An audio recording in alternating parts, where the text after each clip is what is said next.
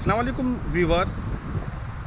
مدینہ منورہ کے شمال میں سلا پہاڑ پر واقع یہ مسجد، جسے مسجد اعلیٰ بھی کہا جاتا ہے، 5 ہجری میں غزوہ احزاب کے موقع پر جب کفار جو ٹرائبس تھے عرب کے، انہوں نے مدینہ پر جب اٹیک کیا اور مسلمانوں نے اپنے ڈیفنس کے لیے، اپنے بچاؤ کے لیے خندق کھودی، تو نبی صلی اللہ علیہ وسلم یہی وہ جگہ ہے جس پر کنٹینیوسلی 3 دن تک آپ یہاں پر مقیم رہے تھے اور فتح نصرت کی دعا فرماتے رہے تھے. تیسرے دن کفار کی سخت تیر اندازی کے باعث نبی صلی اللہ علیہ وسلم اور صحابہ کرام اس طرح مصروف جہاد رہے کہ ان کی 4 نمازیں قضا ہو گئیں جو عشاء کے وقت ادا کی گئیں.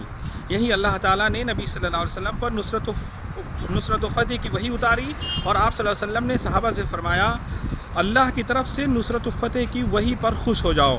اس مسجد کو مسجد احزاب بھی کہا جاتا ہے کیونکہ نبی صلی اللہ علیہ وسلم نے اس مقام پر کفار کے لشکروں یعنی احزاب کی شکست کے لیے دعا فرمائی تھی کہ اے اللہ ان لشکروں کو شکست دے. یہ مسجد اس پہاڑ کے دامن میں واقع ہے. اس کو جبل سلا کہا جاتا ہے. کافی شاندار اور بڑی مسجد ہے. مدینہ منورہ کی 7 بڑی مساجد میں سے ایک ہے.